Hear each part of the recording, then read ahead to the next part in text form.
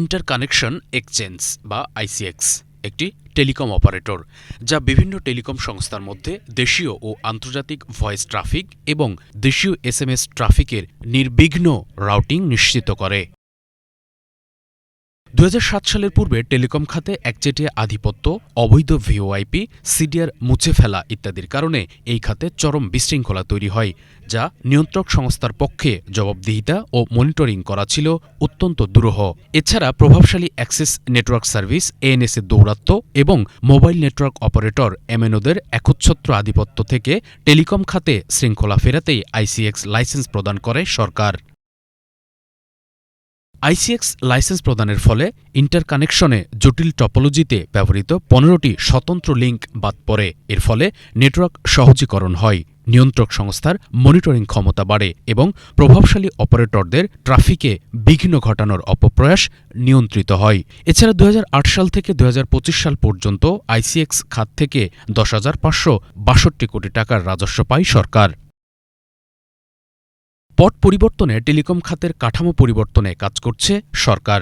নিয়ন্ত্রক সংস্থার খসড়া টেলকো নীতিমালায় access network service provider ANSP, national infrastructure and connectivity service provider NICSP এবং international connectivity service provider ISCP নামে ৩টি লেয়ারের প্রস্তাব করা হয়েছে, যেখানে আইসিএক্সের লাইসেন্সের মেয়াদ শেষে বিলুপ্তির প্রস্তাব করা হয়েছে। বিটিআরসি টপোলজি নিয়ে কাজ করছে, 3টা লেয়ার থাকবে এবং এই লেয়ারগুলোর মধ্যে মিথস্ক্রিয়া হবে এবং যেহেতু 7-8টা লেয়ার 3টা লেয়ারে মার্জ করছে, সুতরাং এই লেয়ারের যেই কেউ পজিশন হলেই তার জন্য নিউ বিজনেস অপরচুনিটি ওপেন হবে। রিফর্মের কারণ হচ্ছে আমাদের অনেক রকম ক্যাটাগরি অফ লাইসেন্স হয়ে আছে, অনেকগুলি লেয়ার হয়ে আছে, এতে করে আমার দাম সাশ্রয় করতে পারছি না আমরা। তো এই জন্য এই লেয়ারগুলো কমাতে চাচ্ছি। বিষয়টি নিয়ে নড়েচড়ে বসেছে আইসিএক্স খাত। তারা বলছেন, এই খাতের লাইসেন্স না থাকলে একদিকে যেমন বিশৃঙ্খলা সৃষ্টি হবে, অন্যদিকে ৩০০ কোটি টাকার রাজস্ব হারাবে সরকার। সম্প্রতি রাজধানীর রাওয়া কমপ্লেক্সে telecom and technology reporters network Bangladesh TRNB আয়োজিত এক কর্মশালায় এসব কথা বলেন খাত সংশ্লিষ্টরা। আইসিএক্স খাত সংশ্লিষ্টদের অভিযোগ, বিটিআরসির খসড়া টেলিকম নীতিমালায় বিদেশি উদ্যোক্তাদের উৎসাহিত করা হয়েছে। তারা বলেন, মোবাইল অপারেটরদের কল চার্জ, কল ড্রপ এবং নেটওয়ার্ক সংক্রান্ত নানা অভিযোগ গ্রাহকের, যে অনিয়মের জন্য ইন্টারকানেকশন স্তরটি এমএনওদের কাছ থেকে সরিয়ে নেওয়া হয়েছিল, সেটি আবারও তাদের কাছে ফিরিয়ে দিলে এই খাতে বিশৃঙ্খলা তৈরি হবে বলে আশঙ্কা তাদের।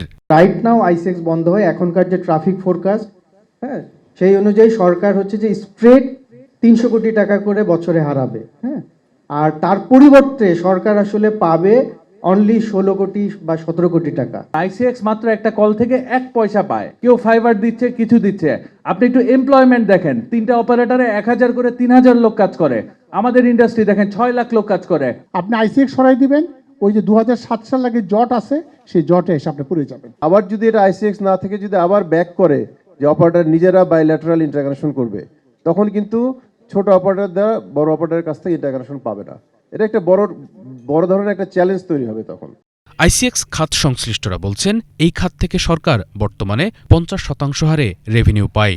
লাইসেন্সের এই খাতটি মোবাইল অপারেটরদের কাছে গেলে সরকার রেভিনিউ পাবে ৫.৫%। এই খাতে আইসিএক্স লাইসেন্সধারী ২৩টি প্রতিষ্ঠানের ৪,০৪৭ কোটি টাকা বিনিয়োগ রয়েছে এবং এই ব্যবসাকে কেন্দ্র করে দেশের বিভিন্ন জায়গায় ডেটা সেন্টার গড়ে উঠেছে। প্রস্তাবিত খসড়া নীতিমালায় আইসিএক্স স্তর বাস্তবায়িত হলে 4টি ডেটা সেন্টারের ভবিষ্যৎ নিশ্চিত হুমকির মুখে পড়বে বলে মনে করেন তারা। আইসিএক্স এর সাথে যারা যে পরিবারগুলো জড়িত আছে, যারা এখানে এমপ্লয়মেন্ট যাদের আছে, তাদের জন্য ভাগ্য যেন নষ্ট না হয়ে যায়। আইসিএক্স যে ভ্যালু এডিশন করতেছে, এদেরকে করতে দেন। মাল্টি ন্যাশনালের চাইতে দেশীয় উদ্যোক্তা যারা আছে তাদেরকে সহায়তা করুন। Bangla vision news desk.